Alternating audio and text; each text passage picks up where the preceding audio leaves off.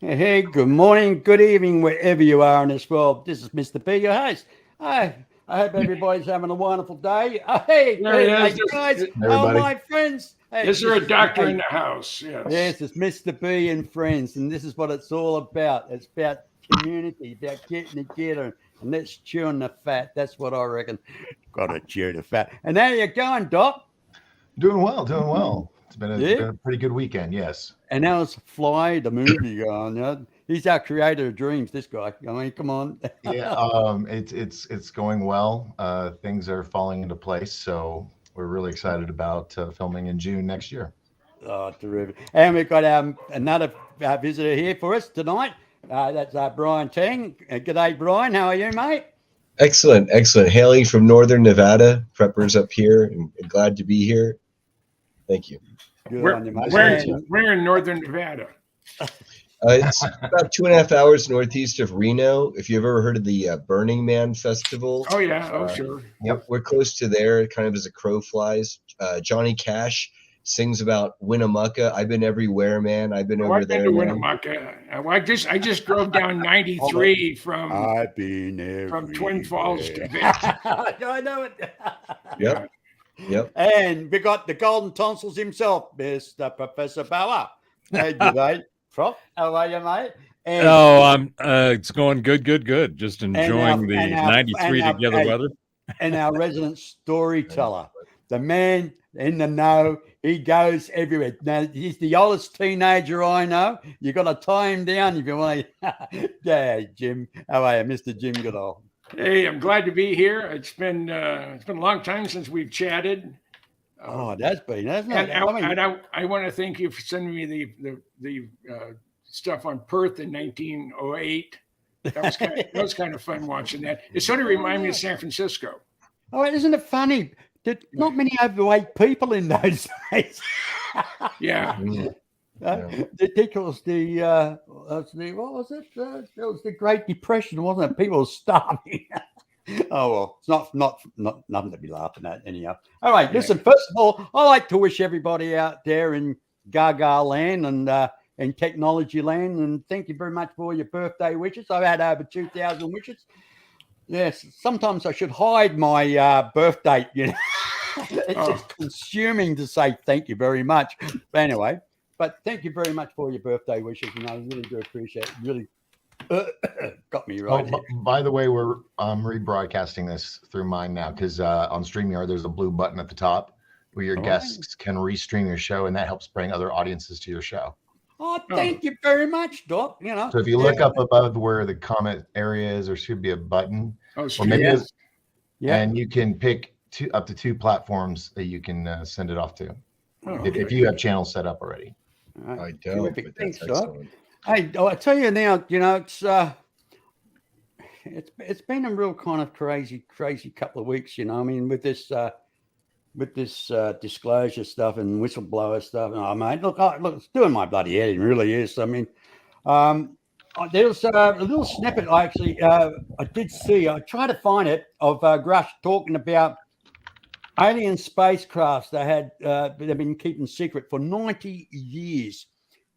The earliest one they can recall was in Italy in 1933 during the Mussolini reign in Italy there, and of course I personally believe Adolf Hitler got hold of it because basically Mussolini was Adolf Hitler's puppet. So, and I think apparently the way he described it was bell shaped, 30 meters in diameter. So it sounds very familiar to the actual Bell UFO, which Adolf Hitler was working on. But apparently, by what I gather, which Luis Elizondo, he actually turned around and said, well, all this stuff got shifted off to the United States, bits and pieces of it, off to the United States after the Second World War. So very interesting. But I want to play this Luis Elizondo little bit of an interview he done, but I'll stop it here and there because there's some key words he's actually put in it, which I find very interesting. And take note where he turns around and says, years ago, and this is before Roswell, and it's the way he said before Roswell. It's like to me, Roswell was an acknowledgement without saying it is. So I want you to just take notice of this. I'll just play it now, guys. And well known. I mean, there's been some reporting internationally as well that there have been some crashed vehicles, and they were obtained by local authorities, and there was some scientific study done on them. I want to be very careful not to go too far down the rabbit hole, but I've seen personally some documentation that's very compelling from a particular foreign country where they had a recovery of a vehicle, and they had some countries conducting scientific analysis on it, and after World War II, allegedly, parts of that vehicle were brought to the United States. Yeah. I think I know what country that was. It was Italy. Yeah, it was Italy. Yeah, that's as it was explained to me. I saw some documentation. Look, I don't want to get too much into the conspiracy side of the house. There is some documentation that has been validated that was from Mussolini himself. And it's authentic. It's been proven to be authentic, the documentation. So certainly interesting. Yeah, well, how about that? Well, the thing was, I actually didn't mention the Roswell. There's another interview. Oh, I grabbed the wrong one. I'm sorry about that. I'll have to dig it out some other time. But it's interesting. But the thing is I did hear. See, that was in 2001. Now, Grush was actually only a few weeks back talking about it, and so we got a couple of years apart there, and with exactly the same story, which I find fascinating. But I don't know. I feel it's a setup. It's staged. It's like Grush brought it out to back him up. And they're kind of working in cahoots together. Remember, they're all from dark projects and secret projects, and I mean, it just gives me a bad feeling, Terrence, if I may, I'm hoping that this might be my contribution, as a guest today. There's a lot, obviously, that's happened since 1945 to now. And, we all know for the historical record already that there's Operation High Jump, where they sent a naval battle group down there, and like a guy came back in a dinghy, right? So, that happened. And we already know, documented, we've got plenty of photographic evidence of UFOs flying over the White House and the Capitol. It apparently is a Luftwaffe formation, okay? And then when you take Roswell and the reverse engineering, and we got our friend Jim wearing a Bob Lazar's, United Nuclear, they reverse engineered the craft that, just like Hitler with his Nazi bell, we got our TR-3Bs and our Solar Warden space fleet and the USS class Hillenketters, named after, what do you know? It's a very Germanic name, especially with always Operation Paperclip connections and things like that. And now, a lot of, my work right now, at least non-professional work, but if you want to call it movement work, is to push forward for what we call full disclosure now. Is when they did a lot of these black projects, like the Montauk Project off of the Philadelphia experiment, and I'm friends with a lot of these survivors, they whitewashed the story, in terms of, Peter Moon, no offense, he got some sources came to him and they gave him a very whitewashed story of what they did to those kids. And they, by their own, like Preston Nichols, that he's now gone, that's allowed a lot of people to come out, by his own admission, over 10,000 kids were thrown through those portals. And there aren't 10,000 kids coming around saying we survived. So take of that what you will. And so, we now have, the government releasing little bits and dribs and drabs of files from 1930s, when the reality is they're suppressing a lot of these technologies now. And I'm sure the main population would be mostly interested in healthcare and energy and anti-gravity and transportation, and laser beams. That's a gee whiz disclosure part of the movement. But the full part is why the government's never going to come out and say everything, because the full part includes maybe allowing some people to become bad reptilian lizard food. Okay. Maybe some of these kids were experimented upon. They were abused. They were MK Ultra'd. Maybe some of these projects are still happening today. And so, these are some of the questions I'd like to raise to kind of close the gaps in the timeline from Roswell all the way to now. Because a lot of people I know in the community are looking for answers, and they're kind of confused as to where are we? What's going on? What's the state of the art? And all we know is stuff from 50 years ago. Yeah. What bugs me, they always pick the same 2 or 3 talking heads. It's Lou or was it Nick? Stars Academy, Nick Pope. Yeah. And yep. No, Nick.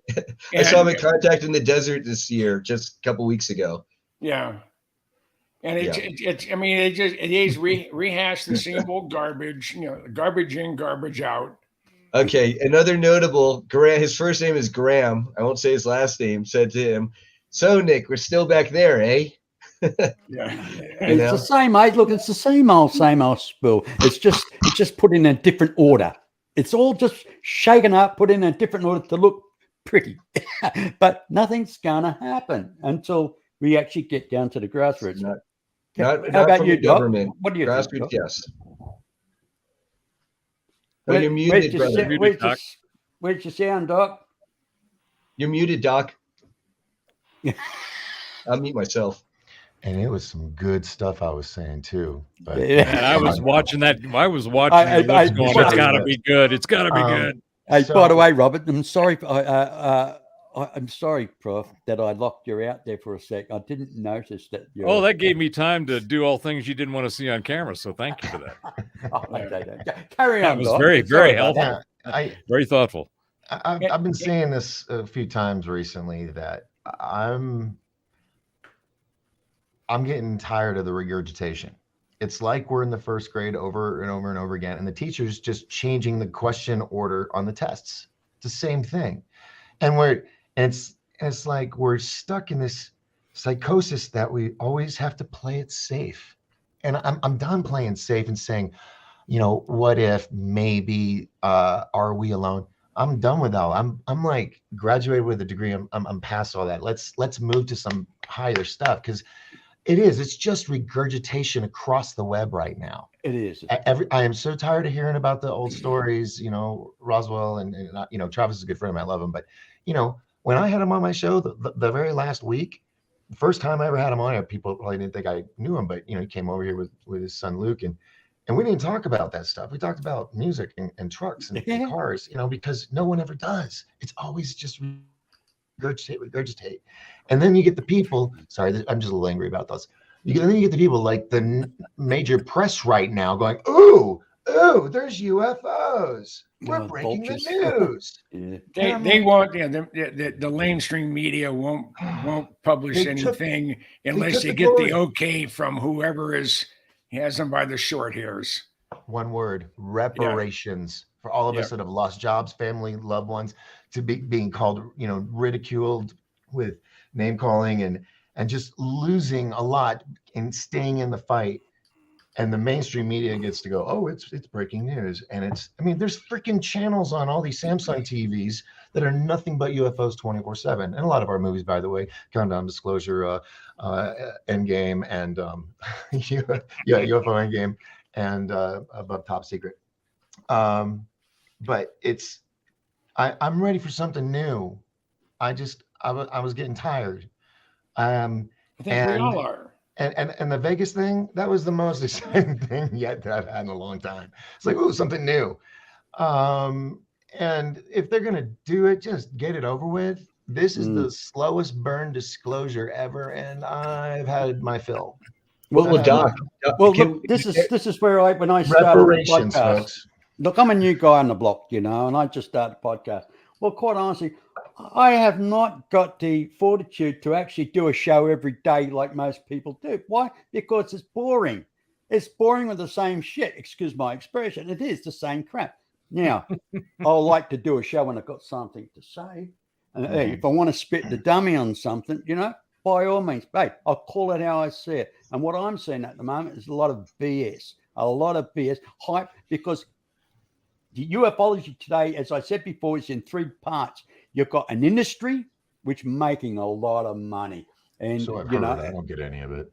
Yeah, true. For me. Yeah, I mean, there's always documentaries coming out, but as I said, same stuff in different order, right? And and then your people want to make a name for themselves. They even lie and tell fairy stories. And I mean, the amount of mate. Look, as soon as they brought out about the CIA with their remote viewing, everybody suddenly became a remote viewer. And I go, and it's like everybody's doing shit. Which, if they would have said this 20 years ago, they would have went cuckoo, cuckoo.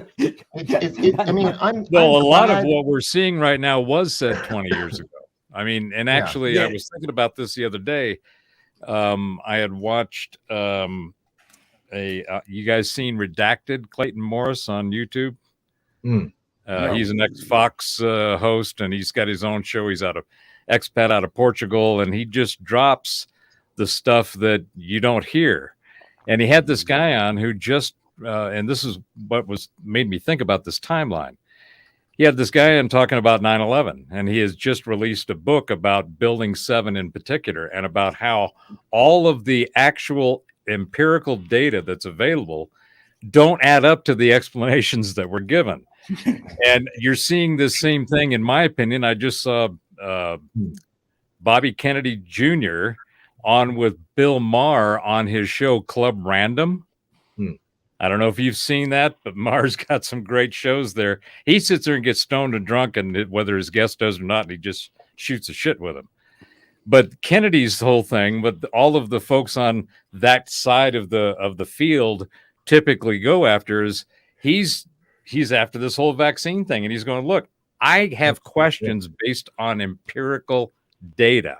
Yes. And the reason people don't want to debate me is because they can't provide an answer that supports their position when they answer the data, right? Yeah, they're wrong, and they're dead wrong. I've already lost several friends. So I don't know if I can say that, but to anything but yes. So the broader point that I'm making is that when I thought about it, I said, well, when was the last time over the last 3 years, in particular, and they've done all of this control mechanism, carefully crafted and curated content to make us all, in the corral, is I haven't heard much about 9/11, because there's a lot of talk about control because of the different things about disclosure and the health and all the stuff that's happened. This whole control thing has come into focus. Everybody's going, well, who's trying to control what and how are they doing it? And you point to the what was it, Agenda 21, the symposium they had 2 months before the pandemic, the virus was released in Brazil, talking about exactly that. What are we going to do if that happens? And boom, it happens. You look at data like that, and you have the whole question of correlation versus causation, and maybe both. And the whole narrative that these people are trying to push has gotten a huge pushback by the very technology that they enabled. In other words, in fact, Kennedy said this in one of his interviews.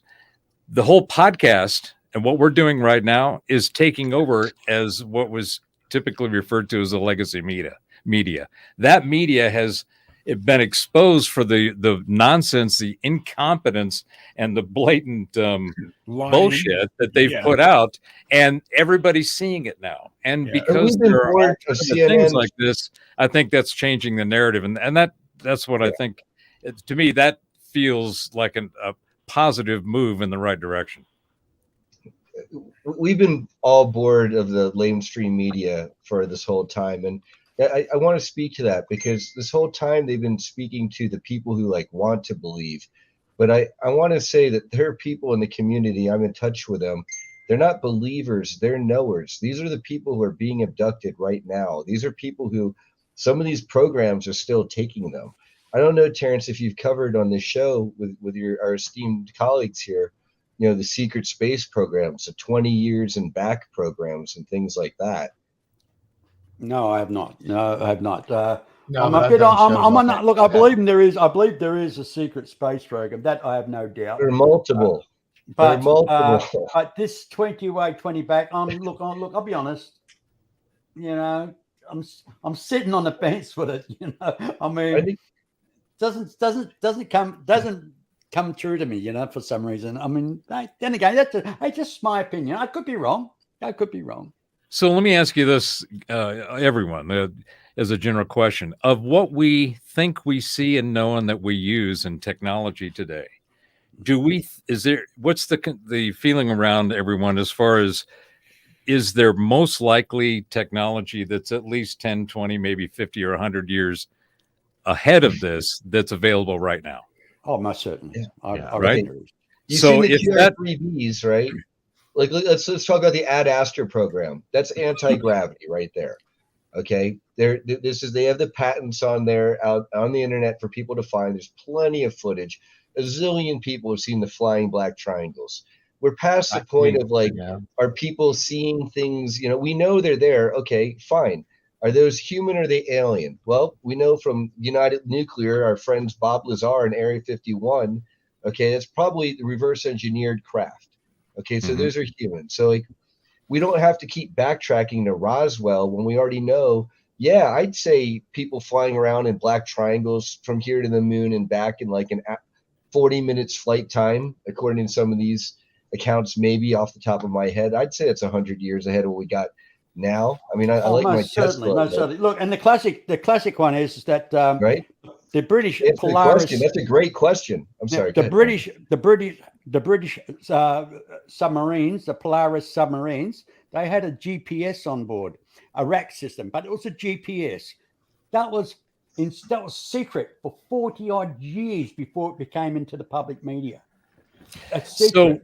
Well, So I mean, what- And it went from something a rack size down to something you can now. I mean, in your cell phone. yeah.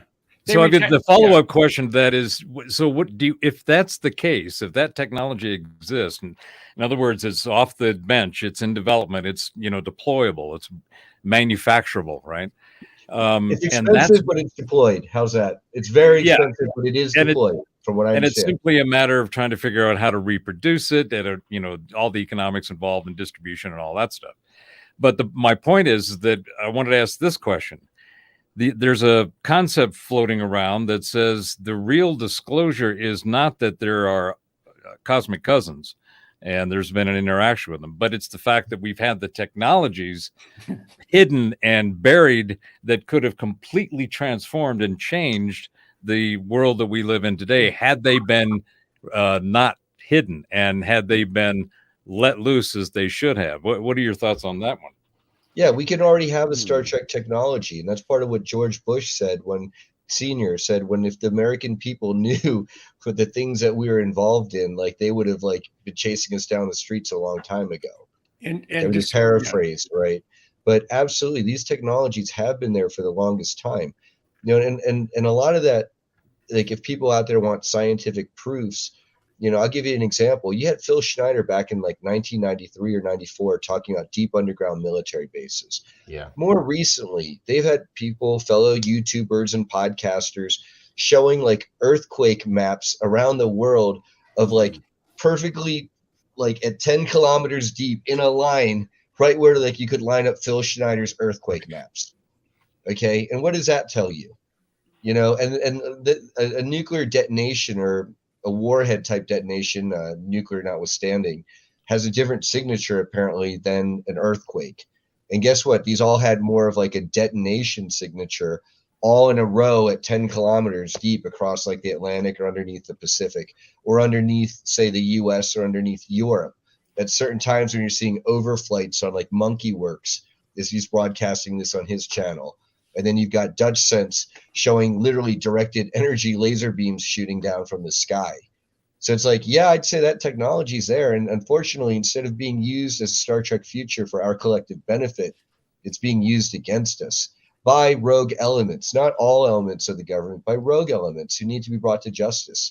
And my feeling is, and certain other people probably, that now we're in finally a time where the reason why ufologists can stick their heads up without whack-a-mole is because some of the bad guys are, in the background being brought to justice, hopefully, God willing.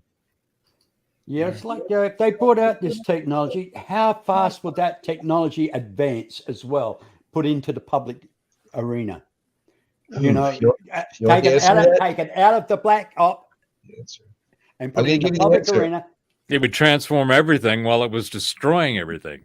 Think Right. about free energy. Think about having, in fact, there's the Strike Foundation. There's a bunch of very interesting technologies that are being developed. Most of them are based on just geometry.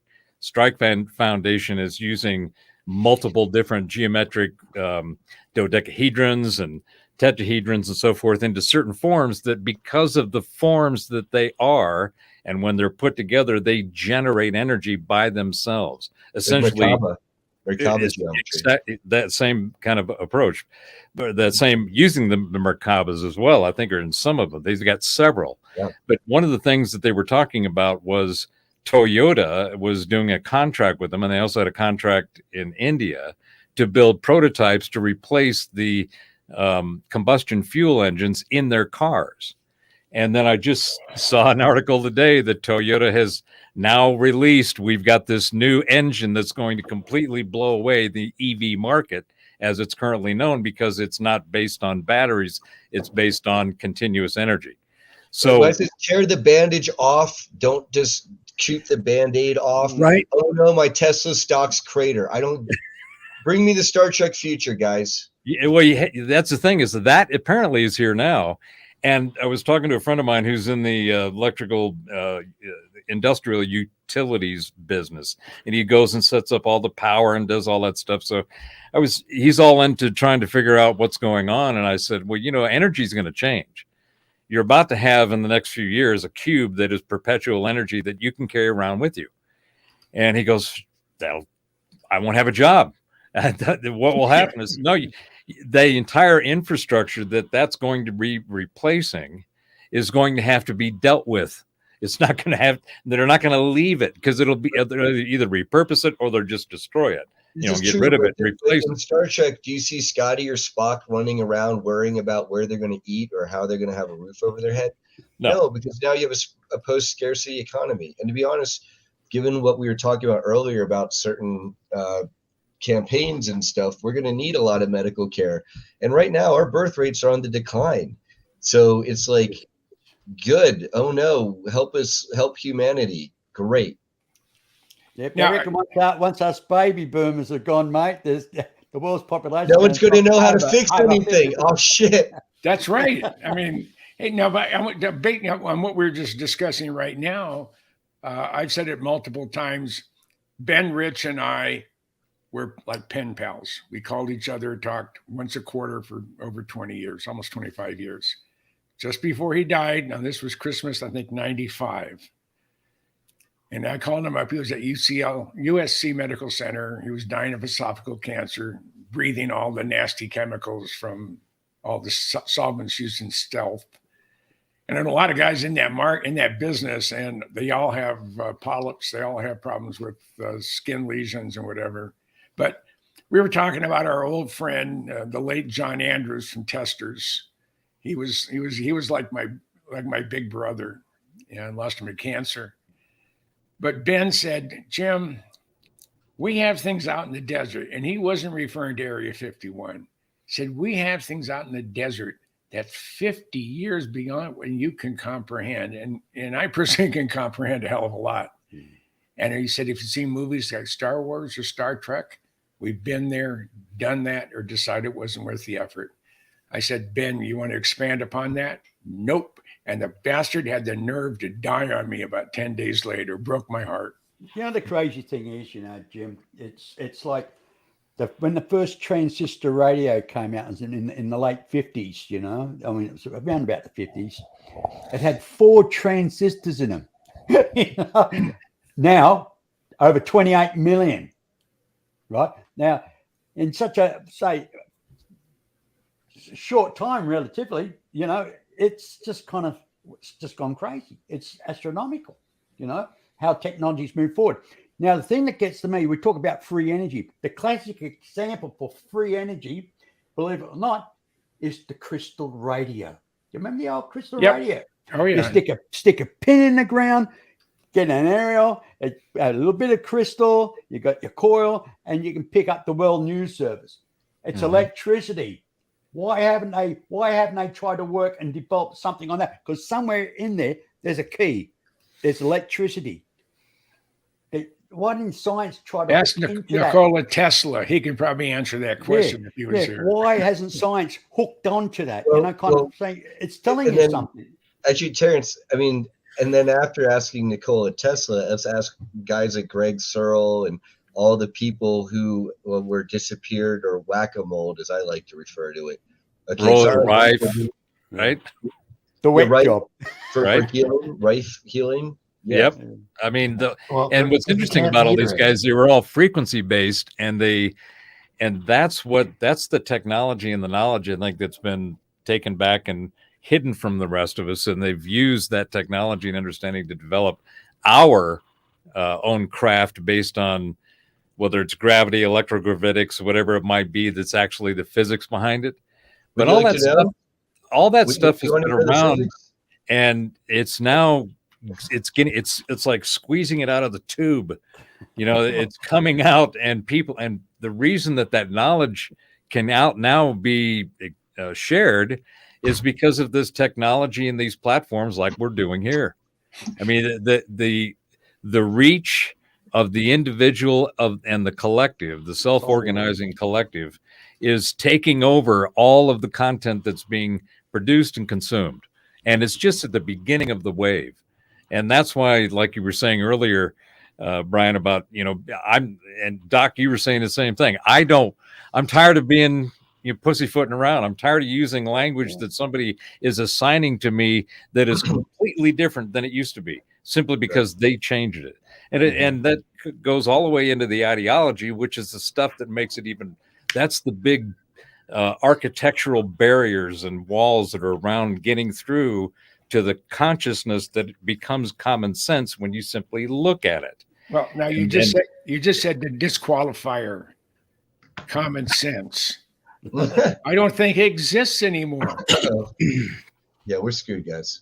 Actually, I sort of Well, I saw think one- it does, and more of it's coming out because people are getting information that they didn't have before. A lot of the walls and barriers, in my opinion, that are up are because of a conditioning of, it started with the whole thing of not how to think, but here's what to think, and this is the way you go. And these are the officials and the structures that give accreditation and validation and authority to whatever that subject matter is. Well, every key one of word them, to it all. it doesn't matter what it is, every domain of knowledge, science, medical, everything has been proven to be questionable at best and full of bullshit at best, because everything is being exposed. If you've got some 3-letter acronym tattooed to the ass end of your name, and you're also called an authority or an expert, you're the first one I'm going to be suspicious of, because I'm going to look at you and go, okay, show me some track record, because empirical data is the only way that I can make anyone can make an informed decision. I've got to have access to it, be able to observe it, analyze it, and come to my own conclusions on myself. Because I have done the previous that you guys suggested, where you follow the authorities. These are the ones that have the responsibilities. These are the ones that wear the coats and the robes and the hats and the pins and all the other bullshit. And they're the ones with all the stamped pieces of paper on their wall. Well, I don't know about you guys, but everything I've dove into, from biology to geology, from the terrestrial to the celestial, is every bit of information that I've been told is what isn't. Yeah, That's right. Because I keep looking at it and they're going, wait a minute, you're telling me that 3 is 2? I only see 2. Where's this third one you're talking And the about? main problem is too, Prof. Sorry about the rant, gents. I had to get that. No, the problem is too that people today are stereotyped. I mean, they go to school, everybody learns the same thing. You get a person that's homeschooled, right? They don't They're learn more squat. radical thinkers, Yeah. And they develop their own talents, not what they've been told to develop at school. You know, in school you might. It's like that that rock band you sung. We was it Pink Floyd? You know, we ain't Oh yeah, got we don't need no education. Yeah, exactly right. Right. Everybody Another learns brick like, in the wall. yeah. Yep. Yeah, exactly. And you know, you can actually go into the library, you can open up a book and say, "Oh, this is what we're going to learn at school tomorrow." You know, they've actually got the plan all laid out for you. Well, there's an agenda there, and it's clear. The agenda, like if you guys talk about Agenda 2030, is to, you know, dumb down the masses, redefine, put in the They've done a culture good war. job. Oh, They want Yeah. they want lemmings. Yeah, because and that's how you destabilize the countries. You eliminate the alpha males. Okay, you preach to the women that you're empowering them, but you're really undefending them by emasculating the males. They're destroying the economy. They're bringing in migrants, fine, but in a way that it messes with the native local culture. And then there you go. And that's a very clearly laid out agenda, whether it's the color revolutions or, you know, the culture wars with Bud Light. hey, And- well, here's and- a classic one, Brian. Here's a classic one. I was actually talking to the professor earlier on today. Last week, I had so many calls calling me a bigot because I protest and run down the idea that why should transsexuals go into a class what I call I wouldn't say a he she, but I call it was a what do you call them, a So female it's very Australian impersonator, of you, Terrence. right? Go into and tell 7-year-old kids how hey it's okay to be a girl. I mean, what is this? What is this? This is Well, wait, no, that's perfect. That's perfect though, Terrence, because you raised the exact perfect example that I like to use too, to distinguish how I distinguish a bigot from someone asking a legitimate question. Because it's one thing to say it would be bigoted if you have a problem changing their gender as an adult or cross-dressing as an adult, but then to ask any normal, rational adult, that's fine. But why does that same cross-dressing or cross-gender adult have to go into a classroom and have an 8-year-old sit on their lap? Why does that have to be the case? And if they call you a bigot for that, well then, you know, you can agree to disagree, because I know where I stand on that line. well, I just tell them that and go and F off, you know, as far as I'm concerned. This is my language, guys. But, You know, but isn't that, Brian, isn't that a great example of the what we have? We've got cancel culture, we've got dismiss culture, we've got, you know, Pico. pushback culture, we've got all It's these called the different. Pico. Yeah, so there's all that, but basically every one of them is governed off of labels. you know what's Yes. missing? Real quick. You know what's missing? A good size Sorry. full boot right up the backside. Yeah. Here, hold on, guys. Let that be shared, Mr. B. Can you share that? I didn't hear that. As you guys were saying this, I was like, this is the image in my Oh, No, mind. I mean, it's so Yeah. true. It's That's so the true. agenda. I mean, look, is the guy on the right from Cary Grant or whoever that is on the left, is he going to stand up for the Constitution of the United States of America or whatever sovereign government that he's supposed to be a citizen under? The one on the right or Cary Grant? The one on the right. I know Cary Grant, what he'd do. We all know that. They already Yeah. proved themselves. Yeah. I mean, I and miss today's those days. kids don't know how to do anything. It's all an app. It's I scary. mean, it's not even an actor. I mean, they're dumb. They're dumber than a bunch of rocks. Well, that's Because- because they have everything that we grew up.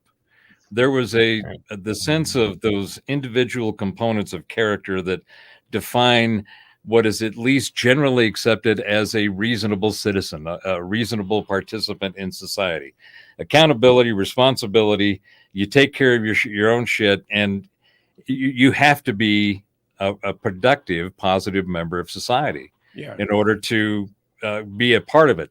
And that had that responsibility, which also came as it developed a pride, I guess, in kind of a sense. And I've always, this whole Pride Month thing, I'm like, pride it seems like the wrong word for what you guys are trying to do, or at least what your message is. I think you might want to rethink that. It was kind of like the hashtag Me Too thing was like, wait a minute, that's a pound sign to us. Do you realize you guys just said pound me too, and you're complaining about being pounded? Anyway, there's all kinds of examples like that, I think, in the discourse and the social fabric that get rolled around and knocked together, and then certain groups come around and they say, this is our little pile of marbles, and that's what we call it, and you now must accept that. It's like, well, I've accepted you've done that, but that's not for me, so you keep it yourself. We're good. But the way in which you manipulate and get the masses into a collective thinking, so that they go in a certain direction and you heard them, that is the art of the psyop that has been used for millennia across all kinds of different civilizations. But the accelerated experience that we have of it now is that it's like this tsunami of just unbelievable crazy shit that you got to figure out how to put up at least a bubble, or you got to parry it off, and you got to make sure you don't get sucked up into that flow of crap that's rolling at you. And you sit there and you go, how can these people be that well, you could say stupid, but ignorance, I think, is acceptable because they don't know they've been conditioned. Right. They don't realize that what the reason they see things the way they do is because they've been conditioned. They've been manipulated into a mindset that keeps them from seeing the alternative.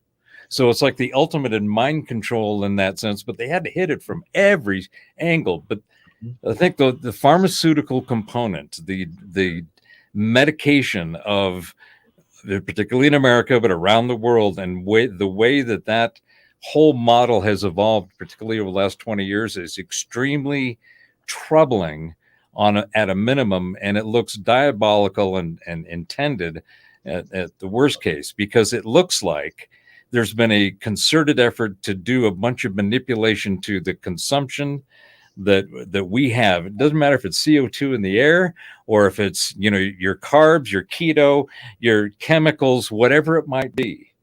There's a concerted effort to make sure that is accentuated by this industry that develops chemicals for specific outcomes. And they can be designed to do all kinds of manipulation, which there's a whole bunch of speculation. The body of work across that is like amazing that you can find out there. But that, to me, is part of what's being exposed. I think Bobby Kennedy's exposing that. Rogan has been on that. Russell Brand's all over it. Bill Maher's even turned on it. So the people that are creating content that a lot of people are listening to now are going, what? I've never heard that information before. I didn't know that. And so the walls kind of get picked and packed to where there's breakthroughs of information that come in, and you go, wait a minute, if you added this information to your current knowledge stack about that subject, do you think it would change any of the rest of that stack? Would you look at it and go, that one piece can change the way I'm looking at everything? Because I don't know about you all, but that's happened to me over the last 10 years. Like, it just comes in waves. Like, wait a minute, I didn't know that. Whoa, look at this. And that ride is more fascinating than being stuck in a bubble and deflecting all the information that's available. Yeah. But I like what Zach Mansour said, that, they're waiting until they've reduced us, like the Georgia Guidestones, down to 500 million, but that's not going to happen, and my feeling is the reason why we're able to be having these discussions now, and like all this waves of information is coming out now, and why like guys like us can have access to information that it's almost like people in the government don't have this information. If they bothered to find it, they would, but they apparently don't for some reason. It's the same people that our public indoctrination centers have dumbed down and have actually taught them not to look for an answer. We will supply the answer. Yep. You have the limited question. hangout. Yeah. You come to the almighty government person, and we have all the answers. Yeah. I mean, these days it's funny watching the government spokespeople. I mean, they're pretty funny to watch when they're not falling all over themselves. So, Brian, aren't you just in awe of the talent and the competence with which these government officials share the information that we need to know that is official because it came from them. I'm blown away. I just look at it and go, wow. Are you? All they're doing is backpedaling and double speaking, and it's obvious that they're not in control, and they don't know what they're doing. They're trying to prevent a panic. People who know what they're doing, I mean, they're voting with their feet. They're leaving states like California.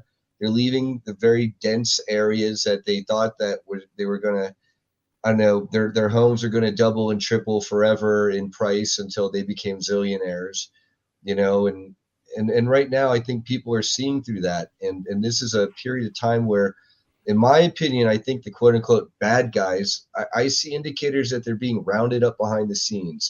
And that's why, you know, things that would have gotten me banned for saying it on, you know, on a Facebook post a year ago about, say, certain health data statistics, now that's not being banned. And I think that that's a really positive indicator. And so I think that's why it's a great time I'm so happy to be here on your show with you, Terrence, and all, because now's the time to kind of do that push for information around these gatekeepers who are trying to insist we pussyfoot and speak their language, and while we like ignore the same facts over and over. I just want to say this: they're very patronizing. Yeah. Actually, you know, this is. Are you offended, This Doc? is how I feel a Do you feel podcast offended? should be. Just the podcast dicks should out be. there. It that shouldn't be a patronize. one-person thing. It should be a collective where we can just brainstorm, have different opinions. Hey, it's okay to agree to disagree. You know. Well, if I may, Terrence, if I may, because you're speaking about opinions, and you know the people that I'm meeting and I'm in touch with, and at least as far as I'm concerned, I vetted them. These are experiencers now.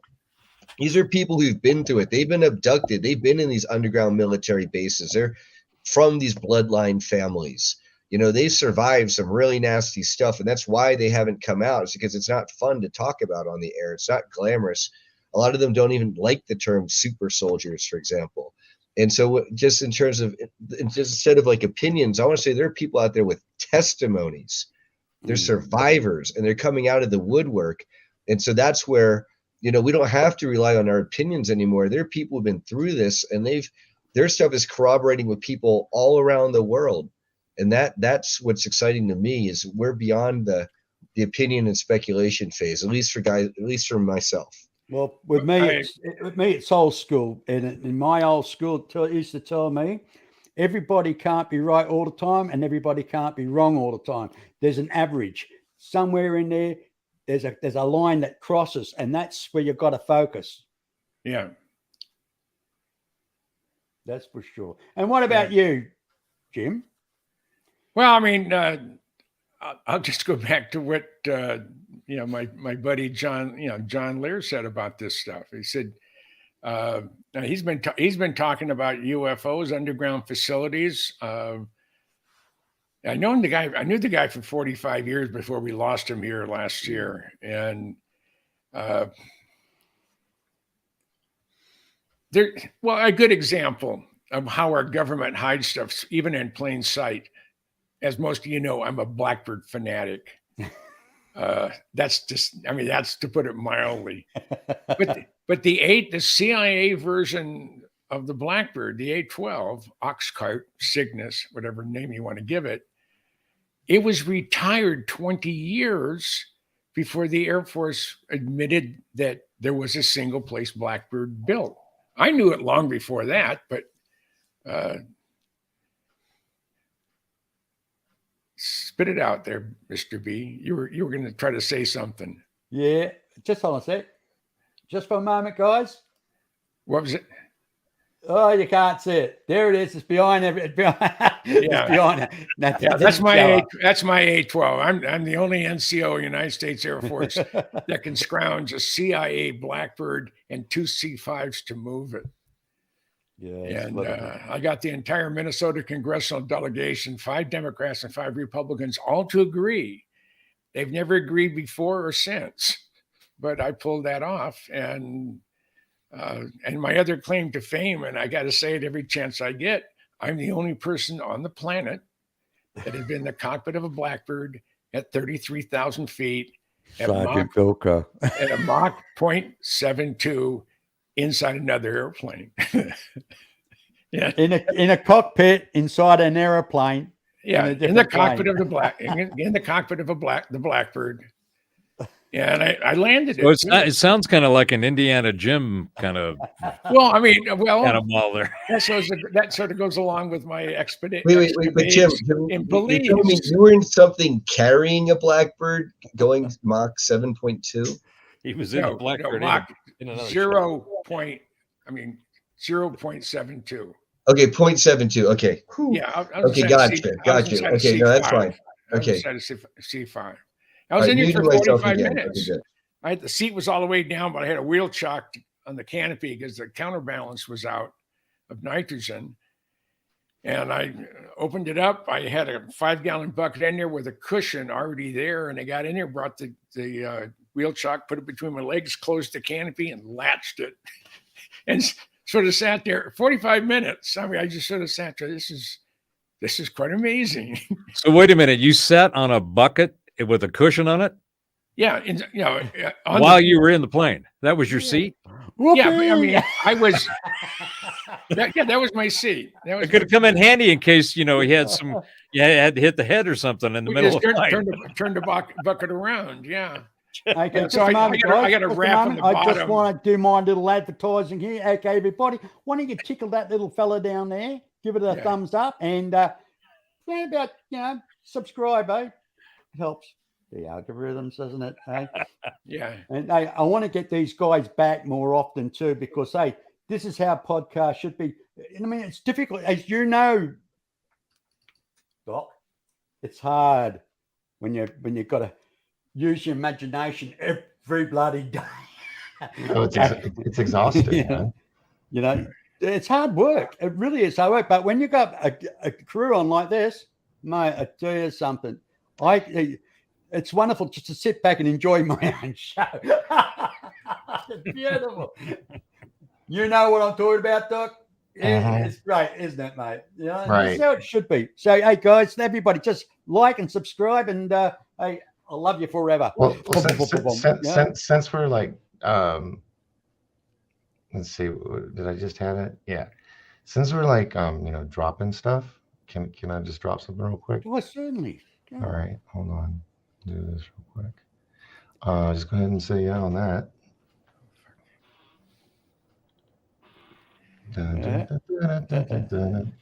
Yes, ladies and gentlemen, there is a webpage for reparation for ufology. So any ufologists out there that would like to join in this fight so we can get what is owed to us of years of torment, a loss of income, and shadow banning from Zuckerberg. By the way, Zuck, I'm voting for Elon at the UFC cage match fight that is being set up by UFC, and they are both in full, and it is exciting. So That's gonna be the fight of the century. That's That's for sure. Ground and pound, baby. Ground and pound. Yeah, Dreyfus. Yeah, that's from Close Encounters. yes, I just had to think about that for a second. and look what's on the wall playing right now. Oh well. Hey, yeah. you'll have to show me how to do these tricks. Was that a parental warning I saw on our show that went flashing by there? Well, no, that's them trying to keep up with what we're saying. Hey, Doc, book me in for an hour sometime during the week, will you, mate, and show me how to do this stuff. Oh, okay. Yeah. We can do that, but it's time. So if there's any law firms out there that would like to join our fight, because the government has money, all of our money, Lots of it. Yeah, none of it's theirs. It's all ours. While it's still worth something. Hey, I was listening to was it Ronald Reagan talking on an evening show? It's an old one, which was on YouTube there, and he actually said, even if the government just went for a walk and disappeared for 3 weeks, the public wouldn't know. This is true. They Wouldn't wouldn't care. know. They just wouldn't know. He says the government. He actually admitted the government does nothing. It's the people that do it. In California, they'd be happy. Leave the people alone. Jeez. Well, then you have Washington State. They now have the most expensive gas because Mr. Weasley Inslee added 47 cents, not total 47, 47 additional cents in per gallon. Mm. And I miss Seattle. I miss the Kill Seattle that I trucking. remember. Hey guys, Gonna tell kill me, trucking. hey, this presidential dinner the president just had, it's over $1,000 a plate. Who actually paid for that? Not me. And- Corporations who want a tax write-off. now, I'm the listen. one washing dishes. Listen. If you were in the stock market, right? I am in the stock market. Okay, you're in the stock market. You'll be I up am for in the stock market. Hey, okay, you'll be up for inside trading. Am I correct? For what? If what? Taking money off your sponsors. Oh, those guys, Congress. Well, see, they have these funny, great things called ethics waivers. I think Pelosi would know a thing or two about that. Yeah, but the point is, taxpayers should pay for the elections, equal time, equal money. Now, donations are only acceptable at, say, maybe $50. It's a max, It's very Australian of you. right? $50 But they took your max, gun, right? so 5 or 10. But when you're talking about a corporation giving them millions, right? And I mean, they're not going to give you millions and not expect something back in return. They're Well, gonna this has want been something. this has been a part That's of like the inside whole. training. That's inside trading, in my opinion. That's Well, corrupt, and it's clearly a violation of something that makes any kind of sense as far as a positive motivation, like a free market kind of model. So I want to toss this little turd out there and let's bang it around a little bit. Throw the clean end. Throw the clean Now end. it's going to be the clean end, and you can all each pick it up by the clean end. Yeah. But posit this.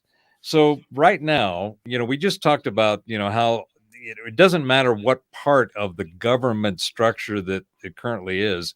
There's nothing that is working correctly. It's just it's overgrown itself, and it's got all kinds of just inadequacies in the processes and the systems, redundancies out the ass, a whole bunch of shit that's not needed, and a whole bunch of people that are not needed to do it. So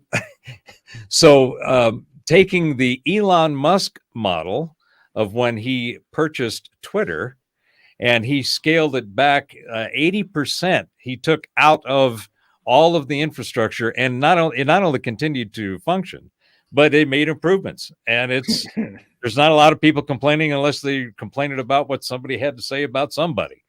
But outside of that model, will you say something, Doc? come on, Doc, spit it out. That model of process improvement, okay, is something that I spent a lot of time and energy on in my technology days, because I built enterprise-wide applications. So my stuff was installed all over the planet, which enabled me to travel all over the planet, which was really cool. But that system, the way those things were made, had to go through business process engineering. So here's the turd I'm going to put out there. Business process reengineering or engineering is about taking a system, figuring out how to make it better. That's first principles thinking.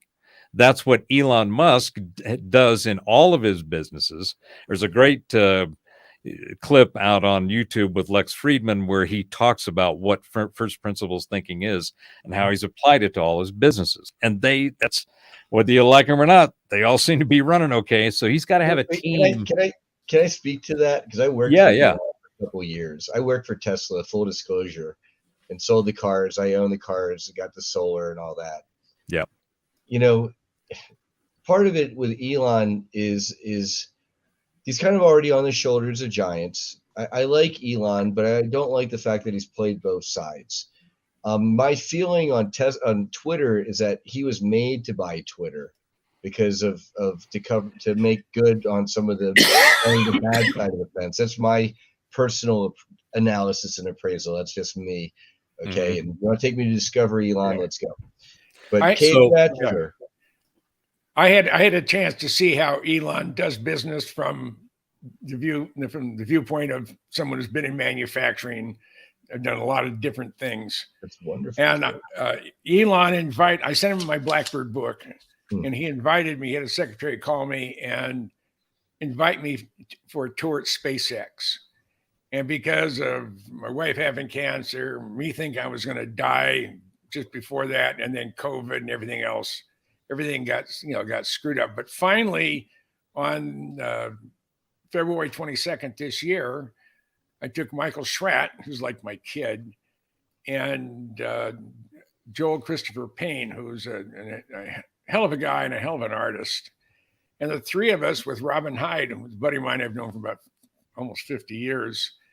And we had a tour of SpaceX. And there are no opaque walls except where you physically have to have them. Everything is wide open. The cafeteria, I mean, it's as good at a buffet that you'll find anywhere. And everything is done with your ID card. When you come in, you go out. He doesn't care when you come in, as long as you get the job done in the time allotted. Yep. And if he can find a way to do it faster, he'll reward you for it.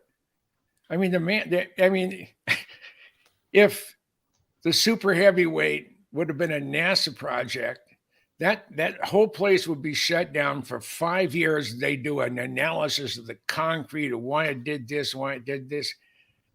And and we lost out of the 33 engines, 7 of them didn't light because they were hit with debris. It was so what he did is he innovated, right? He innovated to make that possible, that what you saw there. Yeah. And and Elon said, my only goal on this was lifting off the platform. Once it cleared the platform, everything else was a bonus. Right. And so people laugh at it and they're wondering if the stock's going to tank. My criticism of Elon isn't he's great at first principles. He's great at manufacturing. SpaceX is amazing. Full disclosure, I've got a little bit into the IPO there, right? But really for me, it was working under him on the sales side, making promises and, going one way and another. The way I think he treated some of us as a sales force, I'm not happy about, but that's a longer gripe. And it's not for here, they're there. But really, it's there's the good part I'd like to model would be the first principles stuff. The things about over promising, like personally, I would have called it co-pilot and not autopilot. How's that? That makes sense to me. Can I have your view on this? No, you're Australian. Come on. Thanks, Jim. You just repointed me to the turd, but I'll let you. Now, listen. If Elon brings out this Neuralink, now does that mean we're going to be all Wi-Fi ready? We're going to be connected. You've seen. I mean, let's get serious here.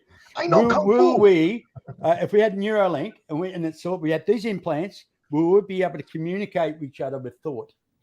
Oh, Jesus. There'd be a lot of people at my door with pitchforks and torches. Obviously, the Facebook now every 5 seconds. No more secrets. That's an interesting. Well, we already, Terrence, we already have viewers.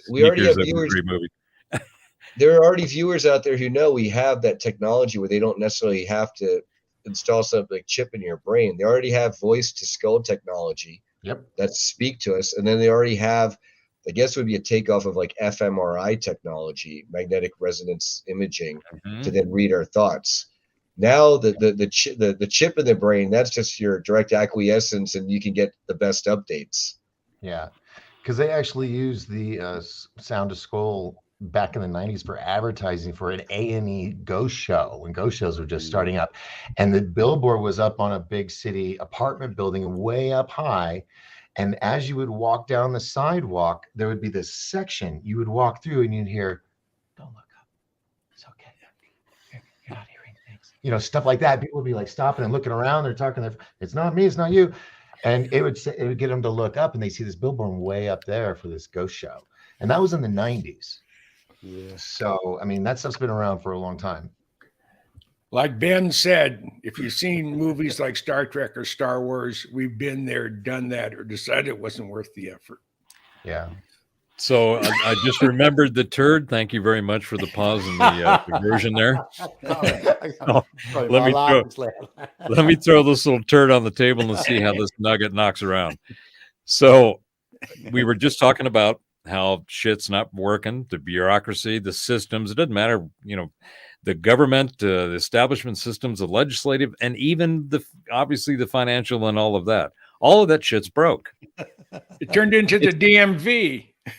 It's all broke. I I mean, Professor, hey, you know what Yeah. we say in Australia? It looks like shit. It smells Smells like like shit. It tastes like shit. Lucky I didn't step in it. yeah. Hey, this So- guy's Australian, everybody. Full disclosure, he doesn't represent the rest of us. It's Yeah, not the, Veg the Right. views Not Veg expressed Right. by the host, Hey, listen, the views mate, expressed by the host on Hey, this if show you do not expected me to represent hold anything back like my P's reality, and- let alone hey, what we if agree you- with. Hey, my P's and Q's come out, mate. I'm a freak expressive bird. Hey, but if I was single and a young man, I would bust my butt to move to Sydney.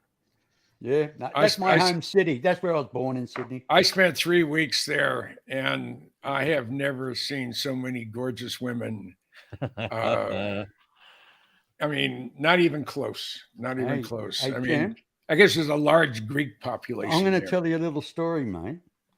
Back in 1982, I used to work at the Prince of Wales Hospital in Randwick in Sydney. I was an orthopedic technician. There was 150 men worked there and 5,000 women. All worked Jesus. shift work. I love the odds. It was Yeah. like I was like a kid in a lolly shop. Wait. What? Where? Because Where is it? I have to send them Are an they hiring? application Are they in hiring? for work? Yeah. I need to pin that in my map. Yeah. It was so dominated. Back those, the hospitals were dominated by women. You know. Of course. Oh, that's horrible. Yeah, but it was terrible. Hey, I have a question for Doc. I was going to Uh. call you today, and then Mr. B said we're going to be on the air. You're going to be on the air with Robert. Would you like some company this weekend? Coming up, not the Oh, not yeah. not this yeah. weekend, but the following weekend. This, Yeah, this week's absolutely. shot. I think. I'll book a flight. Hey, how about that? No, I'm usually good with it. Actually, I had Christopher LaPrath here, psychic. He was here this weekend, and had a cinematographer from the movie Super Size Me. Uh-huh. That movie where the guy ate all the McDonald's for 30 days. So, and So, then, do we have some new pics coming, Doc? Have you got Huh? some new stuff that you just shot that we? Oh, not that I've shot, Share but with Hey, by the way, guys, on the 22nd next month, I've got Preston Dennett coming on the show. Yeah. swear. Oh, really? Oh, I'll have his book. on August Right, 10th to 15th, so- we're going to be going doing a tour to Montauk with some of the Montauk survivors, and that's supposed to be a 40-year reemergence of the USS Eldridge off of Oyster Point on the north side of Long Island. What? That's So if you want, if you want to be there and you want to document it, Doc, We'd When love is to have this? When is August this? 10th to August 15th. Oh, Well, we're you've got a getting a cell house phone. and Hey, everything. you've got a cell phone, Brian. Go live, and we'll go live. Okay. Hey, Okay, I like that, know Terrence. You can be the Hold man on. on location. Okay. I have this magical Good to me. wall. Whenever I write on it, shit happens. So hold on. Yep. All right. All right. Don't Bogart get you in my friend. Find me on Facebook through Terrence's account. He's our nexus point here. What's this? What's this? Yeah, you have to send me your contact after the show. Yeah, because these super soldiers and Montauk survivors and Stranger Things people that I talk about, they're real. You get to meet them and film You them know- and get their story out. They need to be told. See, there's a lot of things I know, but there's a lot of stuff I don't know, and I'll be honest about it. You know, I'm a truth seeker, and that's what I'm doing. Look, I'm just an experiencer, abductee. That's me. Yeah. That's just. So you that's already all know. I You're a knower. That's my realm. I feel that I'm being cheated. I have never seen something I couldn't explain. Me, mate. And Wait a minute. Do you see who you're on a show with, Jim? yeah. I mean, Can you explain any of this that's going on here? I Yeah, we'll take you around. We got places to show you stuff. Well, I that can you won't honestly be say able to what's going on here is good chemistry. You know, we got a good combination. I of used friends to here. go out. I used to go out in the desert, either around outside of Rachel on the north fence line of Area 51 or the fence line at Tonopah Test Range. On I a was horse with no name. Yeah, John Lear and I were the first guys on top of Whitesides. Glenn Campbell and I helped find Freedom Ridge, and they've taken those away. But I've been out there and I can look up when I had decent eyes. I have had cataract surgery, so I can see better now in distances. But I know where I was out there with Stu Brown from Popular Science, and I looked up there and said, "Oh, there's an Su-22." Oh, how can you tell? I said, "I can." So he took a picture of it, blew it up. Oh, it's an Su-22. That's Soviet, isn't it? Yeah, the Red Hats were flying it. We have a whole Russian, or at least one off of most everything. I sat in the MiG-29C that came from Moldova, which is nuclear capable. They gave them all up, and I sat in a MiG-27, 15, 17, 19, 21. They were rumored they were going to get a Foxbat, but they had to give Lukashenko's airplane back, but it was in pieces. MiG-29 Foxbat. The MiG-25 Foxbat. 25, okay. Yeah. Okay. And So my flight simulator days. Yeah. And I posted it on somewhere on Facebook yesterday or today or something. Somebody asked me about the B2. I flew the simulator here in 2015 for 2.5 hours. That just tickled the hell out of me. And as I was coming in for my first touch and go, George up in the the control booth set off 5 10 megaton nukes all around Whiteman Air Force Base. Big flash, screen goes black. And and literally you're being bounced all over the place. Finally it settles out and the screen's starting to come back. Now, if you're in a nuclear environment, they put a face shield on that looks like stormtroopers. Mm-hmm. And the guy who designed it is a big Star Wars fan, so it figures. But it takes a nanosecond or two for it to go opaque. Big black shield. Yeah, and we're out of the area, and I'm flying the damn thing. And I looked at the instructor pilot and said, "Hey, I got a question." I said, "What's that?" And I said, "Can I drop one?" "Oh, no, that's a classified system." "But where would you drop it?" I said 1,600. He said, "Stop right there. Everything in this simulator is taped." I know what you meant, but 1,600 feet would give you an air burst to generate an electromagnetic pulse. Well, most of the nukes are designed to detonate at least 1,500 feet. That one, it does the most damage, and the EMP scattered a little bit farther. What about the neutron bomb, Jim? Pardon? The neutron bomb. Carter killed it. President Carter killed it. Well, that's supposed to be was it low orbit bomb, wasn't it? Well, no. What it was, it was a gamma. I think it was gamma ray bomb. There was really not much of a detonation, but in a radius of maybe 100 miles. Maybe smaller, depending on density of buildings. Everything that was organic was sterilized. Yeah, or not just that. Or they got liver cancer or whatever. And over the periods of months, people died. Yeah. And everything that had ones and zeros all went to zeros. So, and he felt, but no, because they would kill all the bacteria, the bodies wouldn't bloat. I mean, the bodies would be just the way they were when the bomb went off, because it doesn't do any damage. And he said that was too inhumane. Well, here's something you just brought to mind. I was reading a story. Was it yesterday? There's a lake in China, South China, and it's got a fungi, which is a lot of bacteria in it, and it's methicillin resistant. In other words, antibiotics do not stop, and it affects your respiratory. And I don't. Did you read about that, Brian, at all?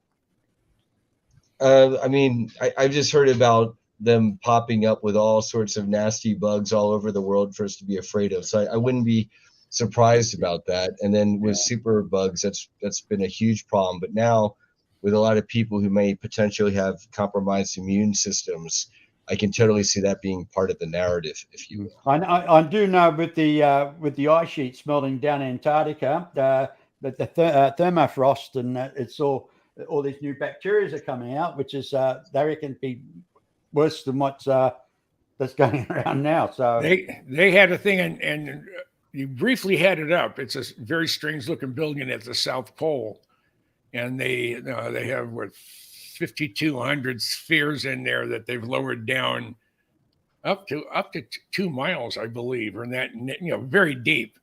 And they're trying, when they turn the system on, what they're trying to do is they're trying to measure.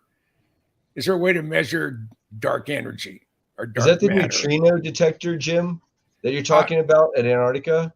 I think it is. I talked to the couple that was there at the South Pole, and the guy that was sort of in charge of it.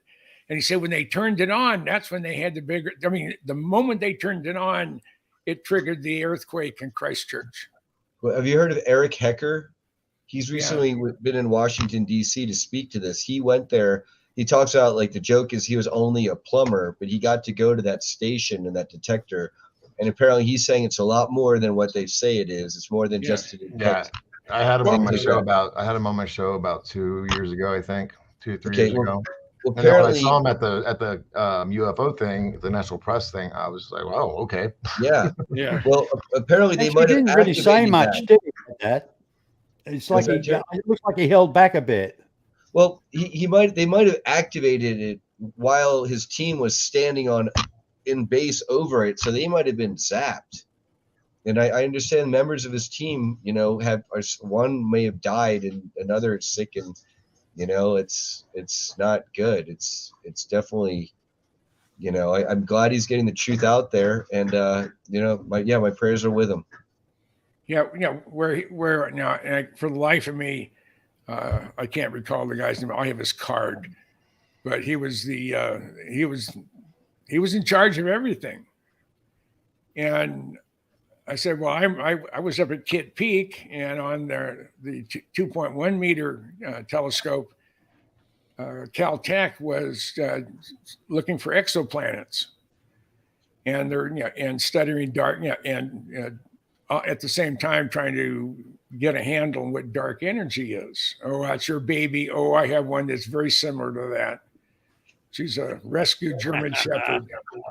We got more than one here, but I figured this is some production I would hear. I would have more than one, but Yeah, 5.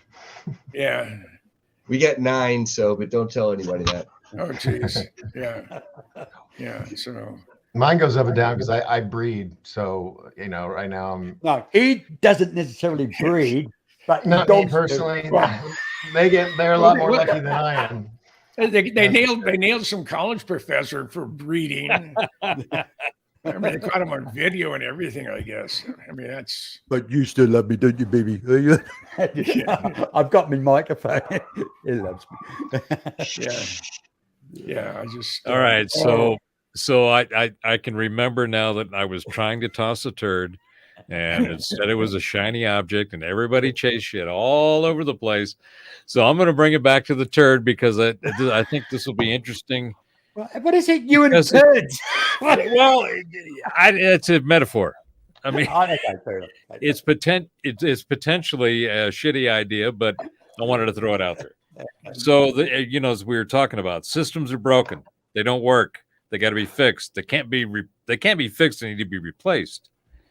So, since all of the rage is about artificial intelligence, and there's all this, I mean, if you're not talking about AI or you're not playing with AI, then you are no B. Okay, you have to, you're touched by it all the time. When in fact, I've been in tech for over 40 years.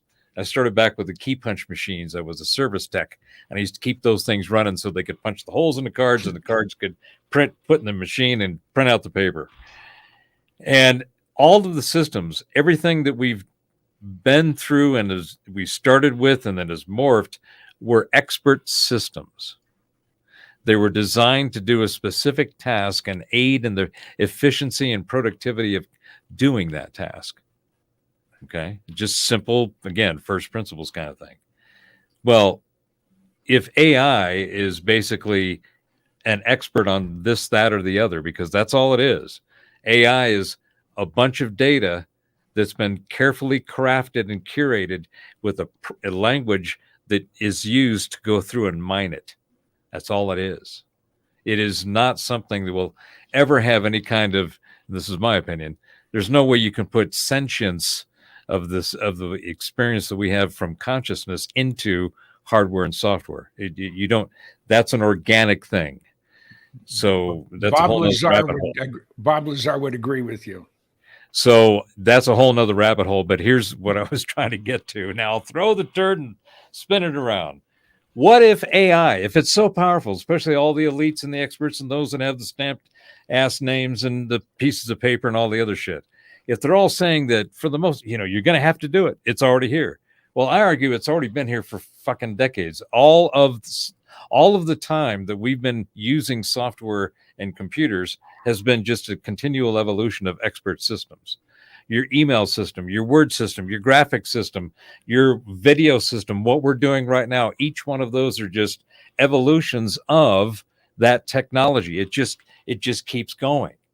And if that model works so well, if it's definable, repeatable, dependable, all of the important things of something being successful when you put it together and it works.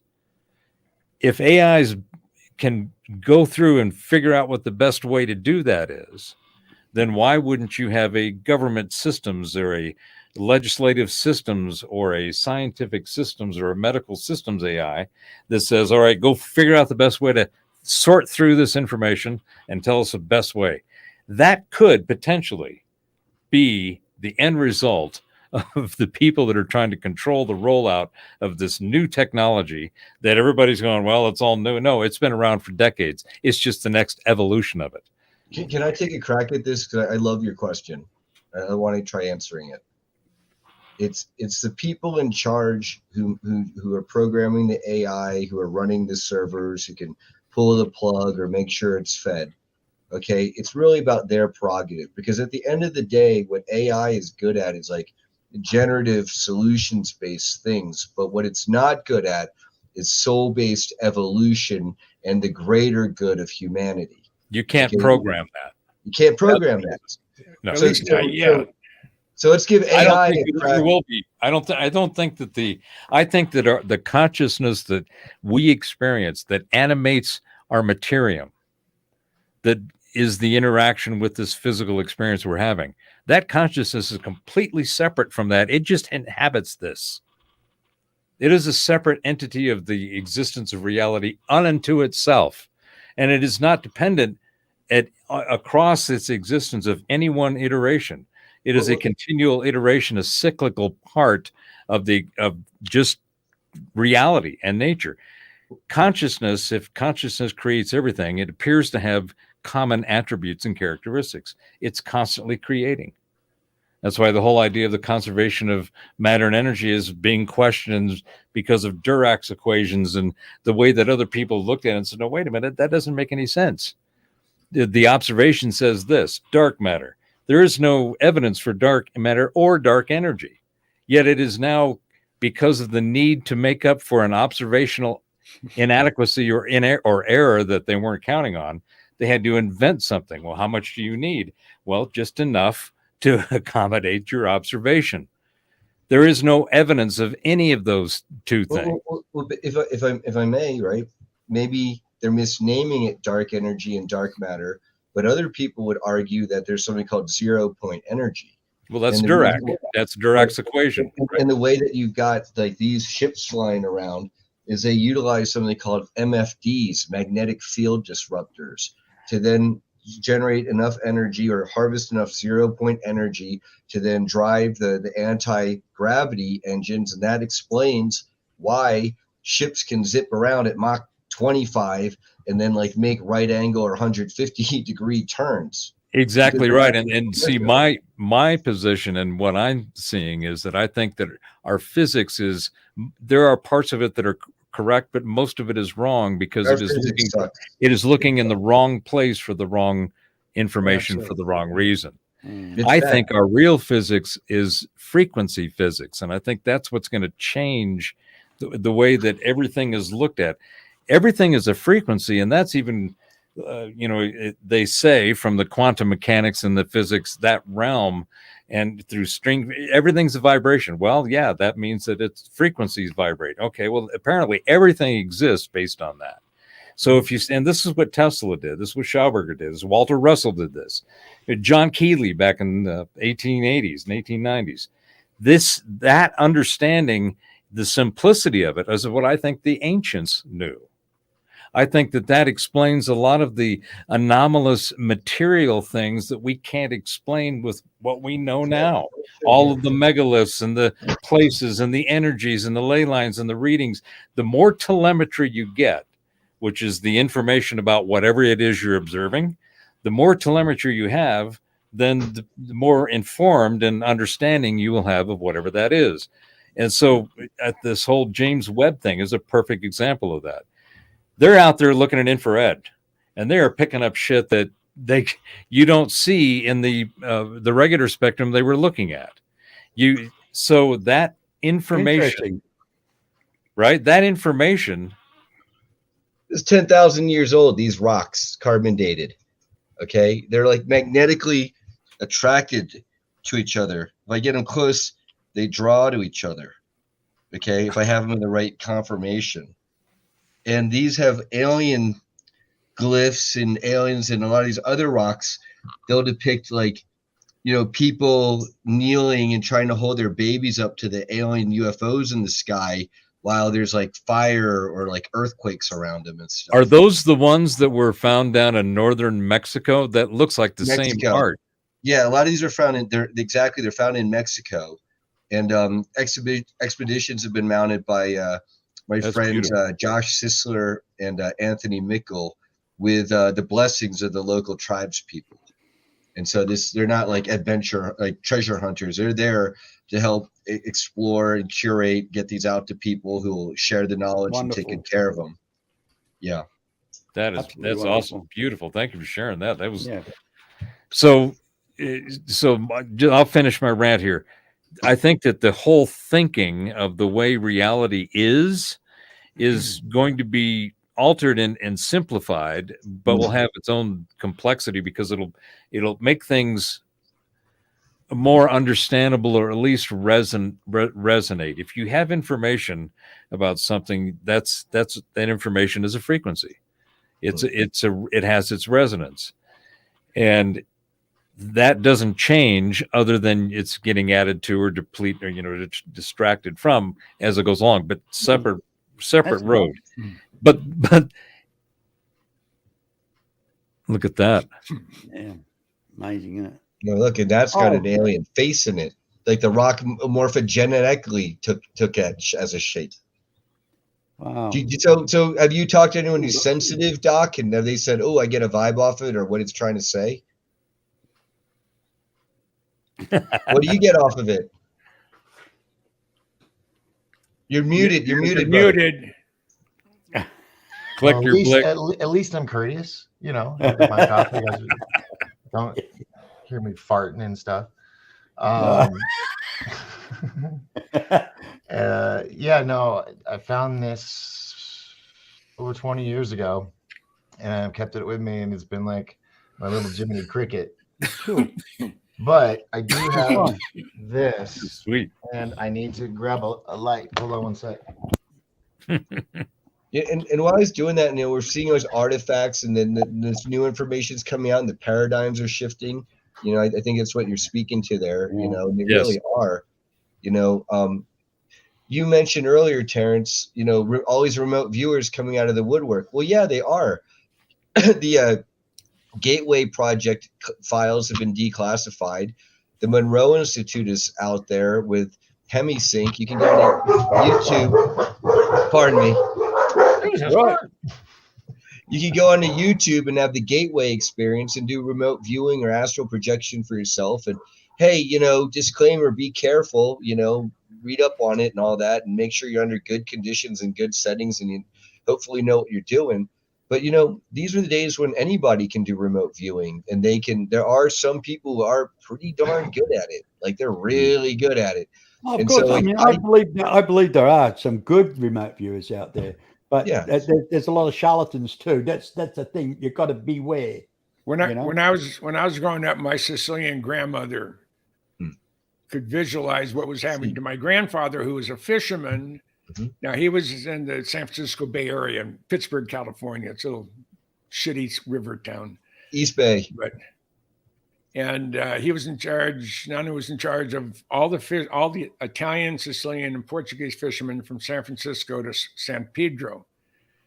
And he would go up. They'd be gone for 5 months. They're going up to Alaska and fish.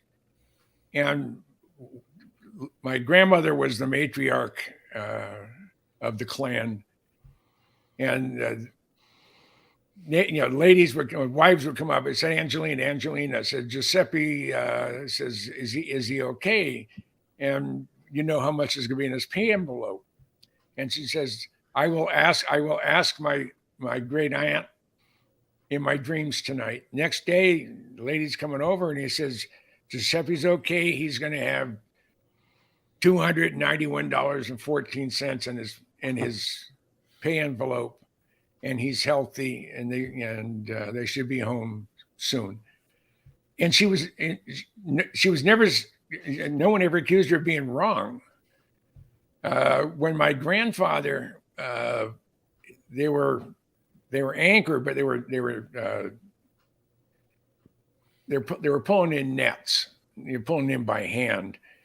And the feeling was the water's at 34 down to about 28 degrees. The only reason it doesn't freeze is salt water, and you have 60-foot tides. So you have a 15-knot current. He falls overboard. That's it. You're dead. They don't even go looking for you. And Nana woke up at about 3:00 in the morning screaming, Papa has fallen overboard. Papa has fallen overboard. He said, but all of a sudden she stopped. She says, he's okay. He caught his foot in the net. So she wrote it down on the calendar. And when my grandfather, when the whole fleet finally come back, and they've been gone 5 months, we're talking 1901, 1902 time frame. No internet, no radio, no TV, no communication whatsoever. And my grandfather says, something, you almost lost me. And Nana says, on this date, you were in such and such a place fishing, and you caught your foot in the net. I saw it. Strange you mentioned that, Jim. My uncle Bill, he was a merchant seaman during the Second World War, and his ship got sunk. Nobody knew what was happening or anything. Anyway, his mother, my grandmother, turned around and said, no, he's fine. He's got, I can see him with a blue blanket wrapped around him. And she said there was a was a HR or something like that on it, whatever the royal signature on it. Uh-huh. Anyway, he came home with that blanket. She knew he was okay. Yeah, he came home with the blanket. Yeah, because they can see it. It's like, there you go. It is a wow, and they can see it. Yeah. Well, I'll tell you a personal story.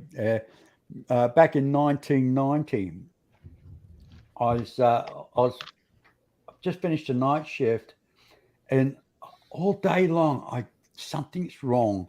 Something's really, really wrong, and it's just kneeling at me. So I called around to every family member. Are you okay? Are you okay? Yep, everybody was fine. My mother was fine. My father was fine. Everybody was fine. That night, I got a call over the radio in the vehicle, and says, hey, you better call home. So I called home and said, your mum's in hospital. And I said, oh, I'll come down now. I said, no, she's all right. She's sitting up in bed. She's fine. Well, come 6 o'clock, I was by her bedside, and she was just sat up in bed laughing and cheerful, and like there was nothing wrong with her, And then my brother Paul walked in, and And she said, I've seen all my boys now, and she was wonderful, and she was talking and everything else. And then she said, I'm feeling a little bit tired. So I puffed the pillows up for her and I put my arm on her and I sat her up in the bed a bit more and let her rest back. I had my right arm around her neck, her left hand in my left hand. Within 15 seconds, I just turned around and I said to my brother, go and get the nurse, will you please? He says, why? I said, get the nurse. She just closed her eyes. I said, get the nurse, please. The nurse came in. She put the stethoscope and said, your mother's passed. It was so quiet, so peaceful. But yet, my brother turned around and says, how did you know? I mean, the human mind can do amazing things.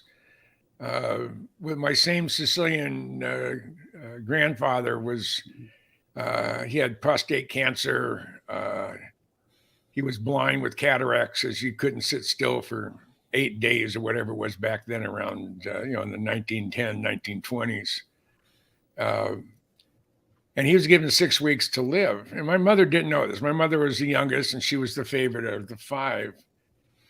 17 months later, almost 15 months after he was supposed to be dead and buried, he's in a nursing home. He's putting his own catheter in because he's not going to let anybody touch his willy but him. Did not need to have that image. Thank you, Jim. Yes. Come on. I've got to tell the story. Come on, leave him alone. Come on. And my mother wasn't scheduled to be there, but all of a sudden, it turned out all the family members were getting together. And she came over to the nursing home. And as she walked into the doorway, my grandfather had his back to the door. He said, Conchetta says, you're finally here. Now I can relax. And he was live for the 2 weeks Mom was there. He left. Within about 12 hours, he passed. But he wasn't going to die until he saw my mother. And Mom had waited 5 years. I think he would have lived another 5 years because the human mind is an absolutely incredible thing. Sorry, Jim. Yeah. Continue, Jim. When I was going in for brain surgery, it was pretty dramatic. My chances of survival were what they call piss poor. I had a tumor about the size of a golf ball in the middle of my head. And I was 40 years old. And it's really amazing when you're told that you're going to die, or good chances are really good. But it doesn't hit you for 36 hours. It was like someone, hey, you lost your valve stem cap on your car, on your front wheel. I mean, that was the emotional effect it had on me until about 9:15 on a Tuesday night. I found out on early Monday morning, and it hit me. I was 40 years old. I was going to die. And it took me 4 hours to drive 3 miles. And my ex-wife-to-be was great, and we're very close today. And I mean, I was a puddle. And as the second hand's going straight up at 3 a.m., it was like someone changed channels. All of a sudden, I had a peace come over me. And my feeling was, if this is the end, I have no regrets. And there's nothing I would change. Because if you change anything, everything changes. Remember what Mark Twain said, there's nothing to fear with death because millions of years have gone by before I existed. Yeah. And so, but as I was laying on the operating room table, I was at Mayo Clinic in Rochester, Minnesota. And Dr. Harner was the ENT doctor, and he's checking my vitals. And my pulse was 52. My blood pressure was 105 over 65. And he said, Jim, you're not very nervous. I said, Doc, I'm at Mayo Clinic. If you can't fix me, no one can. And if you fuck up, I'll never know it. Give it your best shot. And he just started laughing. He said, going into this type of surgery, because I was under anesthesia for 11 hours. He said, going into this type of surgery, 40% of success in that surgery is in your head.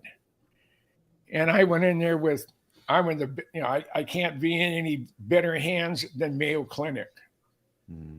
And not 11 hours later, when they were lifting me off the operating room table after the gurney, I was about 0.5% conscious, and I wasn't sure if that was the slab that's going to the morgue or into recovery, and I didn't know. But I don't remember hardly anything in recovery. But when we got to intensive care, I helped get out of the bed. I had 2.5-inch hole in the back of my skull, and 135 stitches, and headaches for 37 years. I still have them, but I'm not dead. That's more. Yeah, I mean, it's a blessing in disguise that you were only 40, because that would probably help your survival rate. You're much hardier than if you were older trying to go through that ordeal. Yeah. And I'm not a doctor. I only play one on YouTube. And excuse me for a moment. Hey, Doc, what have you got planned in the wind over the next whatever? What's happening with the movie? And Well, what country are we scaling the word whatever? well, It's kind of broad. well, Give us some context. Well, my nephew, I won't say anymore, but my nephew said he will get back to me. But again, how's your writing going, mate? For the movie? Well, things are moving along. I don't want to say too much because it's starting to get good.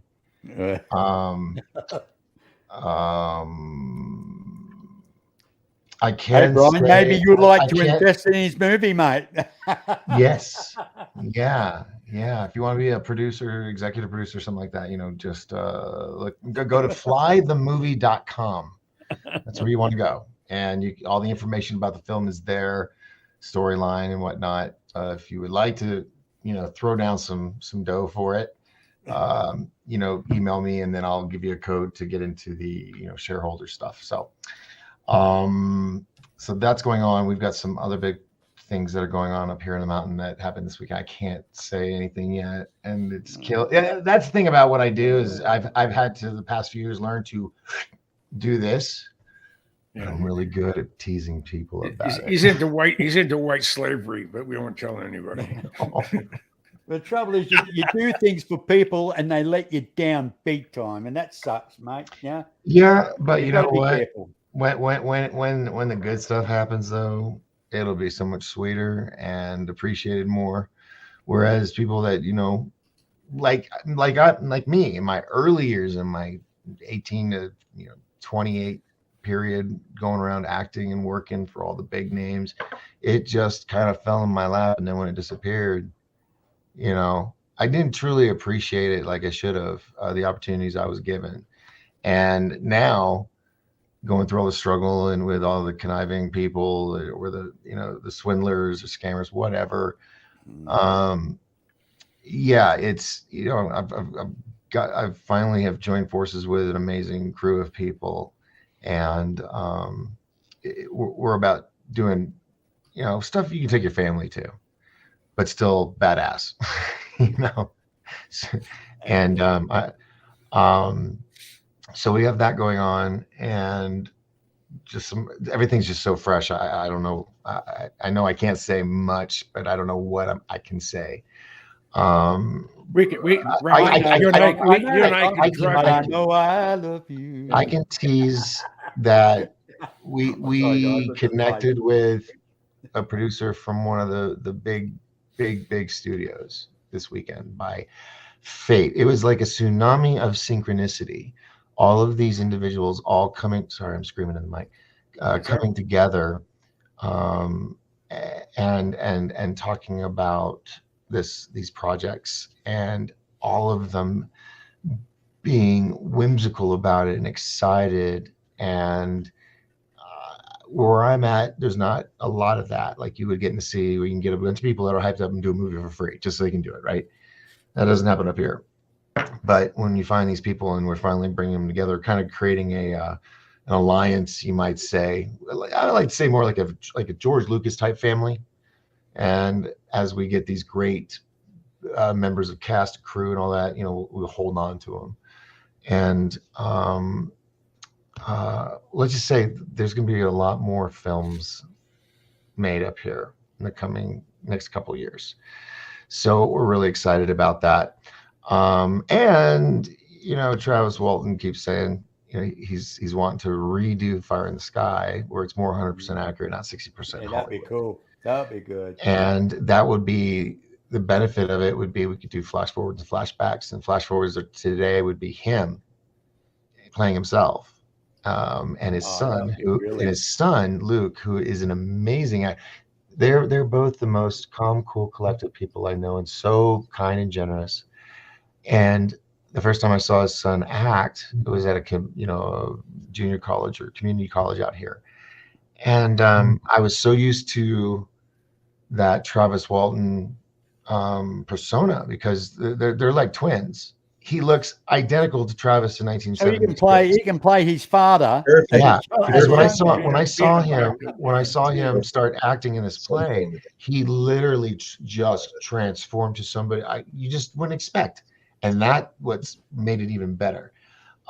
So in the flash forwards, they could use the science that they've discovered, like the core samples of the trees, how the one sides of the trees facing the little opening area, how they've expanded, and just on those sides from the radiation. And another reason why he doesn't give out the location, so people don't mess with it, because they've been collecting scientific data over the years. But incorporate that all in there, and then also go in more depth. If we could do it in like a Netflix series or something like that, that would be awesome, because we could go in more depth into each of the participants of this event, more detail.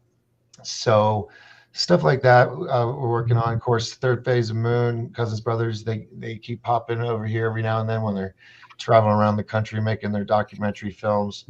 Kill brain cells. Yeah. And what else we got? We've got another movie that we'll be shooting up here, written by Dalia Faulkner, and her mom was the festival up here. They did the movie #Blessed, which is on Amazon and Tubi and other places. But it came out at Christmas, and the whole movie was shot up here. It was the first movie to be shot up here. And we're going to do the second one called The Christmas Witch this holiday. And then hopefully in June, all thing works, the end of the world doesn't happen, then we're going to shoot Fly, the Rise of Jet Parker, Chapter 1. And it's going to be awesome. I've contacted the world champion indoor skydivers, Leonid Volkov from Russia, and Julian Bruckheimer from Belgium, and just a list of them. And they're all excited. They're disappointed it took 3 years because of COVID. And a lot of them were going to play the roles of the kids, but now because they're much older, they can't. So we'll be holding auditions for that. So if anybody out there knows people that does indoor skydiving, you can, be a skydiver too, but this is focused on the sport of indoor skydiving. And so we'll have competition scenes, so you can make little cameos in there if you want. And it's going to be a lot of fun. It's going to be a lot of fun. It's going to be fast and furious in a sense. And then the year after that, hopefully, we'll start on Chapter 2 and 3, which will take place in different parts of the world and have a James Bond appeal to it, or more of a Jason Bourne kind of thing, espionage. And the third one, I will say this, whether or not they do end up participating with me as consultants, the third film will be involving Space Force. And possibly the secret space program. My idea is to work. With that, my wife's given me the signal. She needs to go. She's got a doctor's appointment, and I've got a visual there. So, hey, listen, let's do this again sometime. Doc, Facebook friend me, Doc. All right. Are you in the chat room where I can click on you? Or how do we do that? I don't know. I'm one of Terrence's friends online on Sucker. Yeah. Okay. Give Terrence your stuff, and he'll forward it over to me, and then we'll definitely will. And, Actually, is it all right for me to give him your email? Yeah, all my contact. Yeah, just you can give my contact. Just give my info. I'll give you email. Listen, guys. Look, I really do. Oh, mate. Look, this has been a wonderful show. I'm enjoying. It always is. Pardon? It always is just incredibly enjoyable. Oh, well, babe, we're a good combination. I mean, it's like you've got a good soup going on here, And it's always a pleasure to have Jim, Robert, and Doc. And now we've got a new member to the actual table. How's about that, eh? So, Yeah. And we didn't get to talk about Belize. That's exciting. No, hey, we will. That's the next episode. Talk about that. Yeah. We will talk about that. We'll talk about lots of things. Anyway, we won't be strange at this. I think this worked out good, and I appreciate everybody for coming. I really did. And I'm just going to play a little something to see us out. My good friend John Yost, and I always promise him I'll keep doing it for him. He wrote made a movie. It's called Alien Abduction Answers, and I have a connection to this because he experienced the same glowing entity which I did. And look, you'll see. Anyway, guys, and everybody else, I've got to say thank you very much for joining us. Be nice, be kind, aspire to inspire each other. Yes. Good evening, gentlemen. Thank you very much. It was my pleasure. It's awesome. Thanks, guys. It was fun. I enjoyed it completely. Thanks again. And what do you usually say, Doc? As long as we all lift each other up, we will all rise together. Amen to that. Catch you later. Take care. All right. Good night, guys.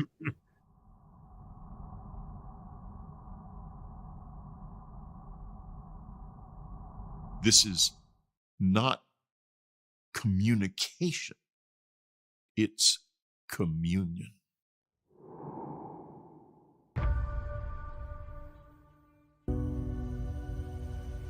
Hundreds of thousands of people have claimed contact. That will change you. It changed me. Lost in between two worlds and two dreams.